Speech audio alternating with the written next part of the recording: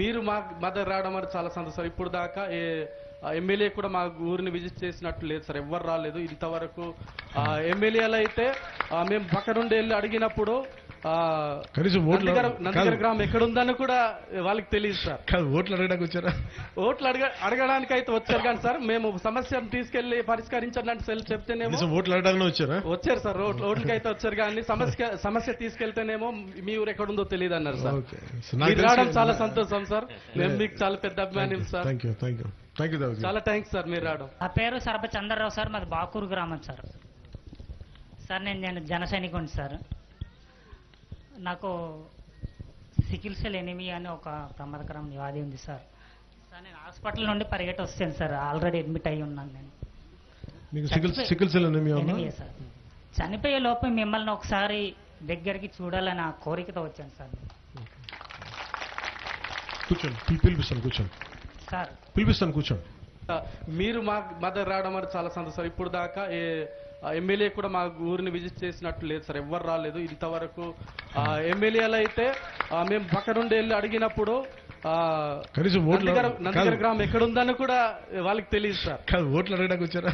ఓట్లు అడగడానికి అయితే వచ్చారు కానీ సార్, మేము సమస్యను తీసుకెళ్లి పరిష్కరించండి అంటే చెప్తేనేమో ఓట్లు అడగడానికి వచ్చారా? వచ్చారు సార్, ఓట్లకి అయితే వచ్చారు కానీ సమస్య తీసుకెళ్తేనేమో మీ ఊరు ఎక్కడుందో తెలియదు అన్నారు సార్. మీరు రావడం చాలా సంతోషం సార్, మేము మీకు చాలా పెద్ద అభిమానం సార్. చాలా థ్యాంక్స్ సార్ మీరు రావడం. ఫోటో కింద పెట్టండి సార్. నమస్కారం సార్, నా పేరు పాంగిచంటి దావీదు. మాది ఇక్కడే సార్, ఈ ఊరే.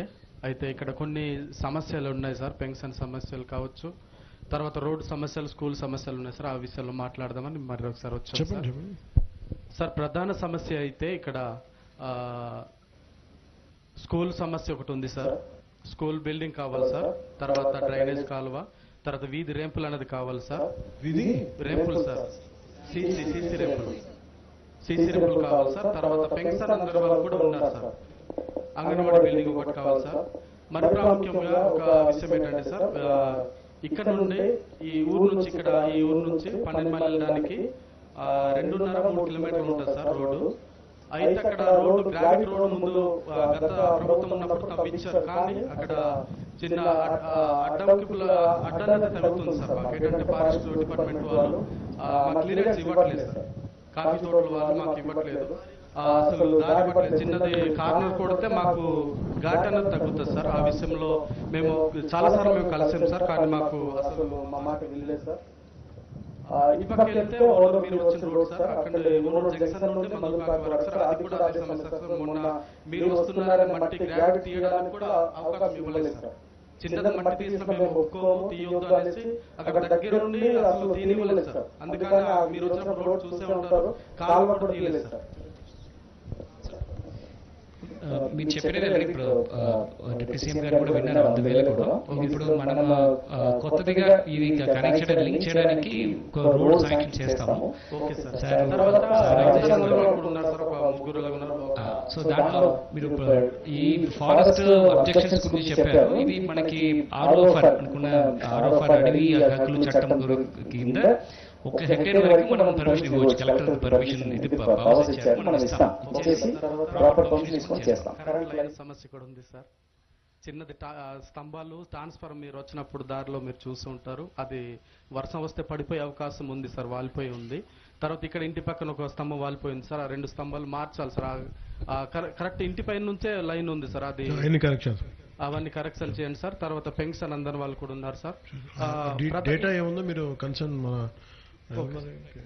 సార్. ఇంకొకటి సార్, ఒక నిమిషం, మీకు ఎవరైతే ఉందో పంచాయత్ సెక్రటరీకి పంపించండి. అలాగే సార్.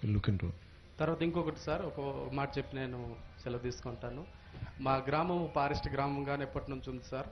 అయితే మాకు ఈ గ్రామాన్ని రెవెన్యూ గ్రామంగా మార్చాలనేసి మేము అనుకుంటున్నాం sir.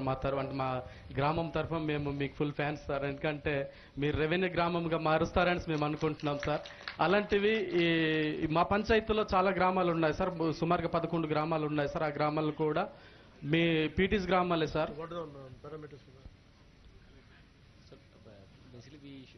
Only forest villages in enclosure, totally completely forest ఉంటుంది. వీళ్ళకి ఓన్లీ ఆర్ఓఫర్ పట్టాలే ఉంటుంది, సొంత పొలం ఏమి ఉండదు. wherever there is a private land holding, we can declare as a revenue forest land, completely forest.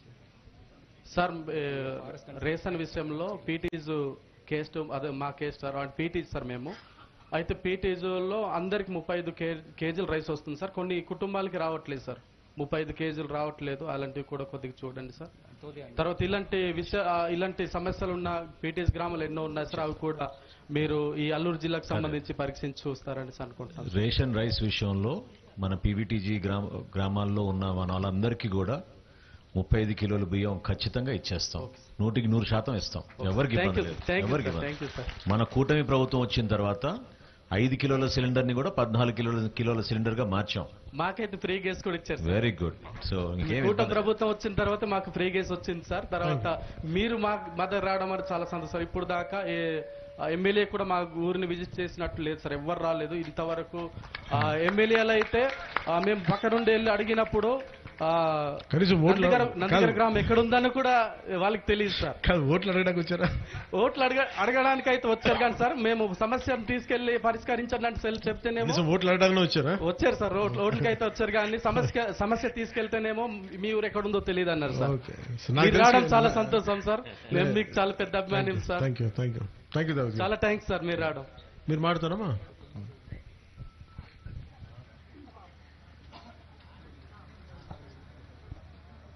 చెప్పండి, మీరు మాట్లాడండి సార్.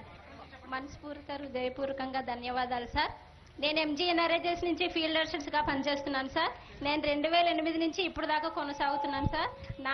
మా సలుగు పంచాయతీలో మాకు 32 యాప్టేషన్స్ ఉన్నాయి సార్. మాకు 8,000 జీతం మాత్రమే 2008 నుంచి ఇస్తున్నారు సార్. ఇప్పుడుకి వచ్చి మాకు ఎటువంటి ఆదాయం అనేది పెంచలేదు సార్. మేము ఎనీ టైం రోజు ఆన్లైన్ లో వర్క్ చేయాలి సార్. కొండలు మీరు ఇప్పుడు మా అంటే మా ఏరియా సైడ్ వచ్చారు కాబట్టి ఇక్కడ ఎంత కొండలు ఉన్నాయి అనేది మీకు అర్థమైంది సార్. మేము ఆడవాళ్ళని, మాకు పెళ్ళయింది, పిల్లలు ఉన్నారు, మాకు ఆ జీతం అనేది సరిపోవట్లేదు సార్. ఎండనక వాననక వర్షం అనక చలి అనక ఉదయాన్నే వెళ్ళిపోయి సాయంత్రం వస్తున్నాం సార్. మా బాధని మా కష్టాన్ని అర్థం చేసుకుంటారని మనస్ఫూర్తిగా కోరుకుంటున్నాను సార్. మీరు చేస్తారని మాకు ఆశ, ఎంతో ఆసక్తితో మొన్నటి నుంచి మేము వర్క్ చేస్తున్నాం సార్.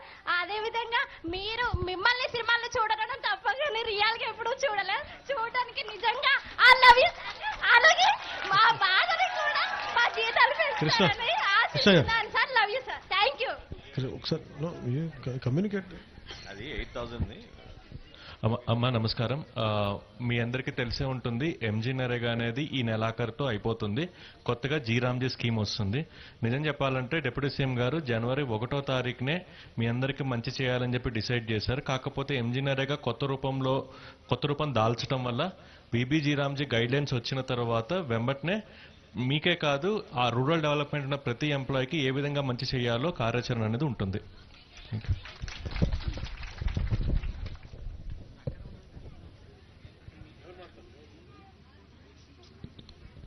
నా పేరు సరబ చంద్రరావు సార్. మాది బాకూరు గ్రామం సార్.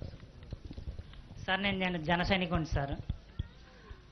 నాకు సికిల్ సెల్ ఎనిమియా అని ఒక ప్రమాదకరం వ్యాధి ఉంది సార్. సార్ నేను హాస్పిటల్ నుండి పరిగెట్టి వస్తాను సార్. ఆల్రెడీ అడ్మిట్ అయ్యి ఉన్నాను నేను. సార్ చనిపోయే లోపల మిమ్మల్ని ఒకసారి దగ్గరికి చూడాలని ఆ కోరికతో వచ్చాను సార్. కూర్చోండి, పిలిపిస్తాను. కూర్చోండి సార్, పిలిపిస్తాను. కూర్చోండి.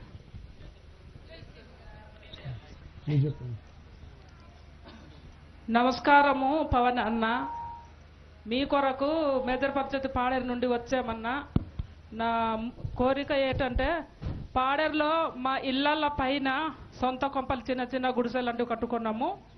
దాని నుండి డైరెక్ట్ కరెంట్ ఉందన్న పైకి, ఇల్లు పైకి ఎక్కడానికి కూడా అవ్వదు. పోయిన వారం ఇచ్చానన్నా. దానికి కరెంట్ ఆఫీస్ వాళ్ళు 4 లక్షలు కట్టమన్నారన్న. రోజు తాప్ పనికి, కూలి పనికి వెళ్ళి బతుకుతున్నామన్న. పీటీజీలు మేము కూడా. దయచేసి పవన్ అన్న దీనిని నెరవేర్చి 2 రోజులు పని చేయిస్తాం. 2 రోజులు చేస్తాం. సరే అన్న, నీకు రుణపడి ఉంటామన్నా. Okay sir.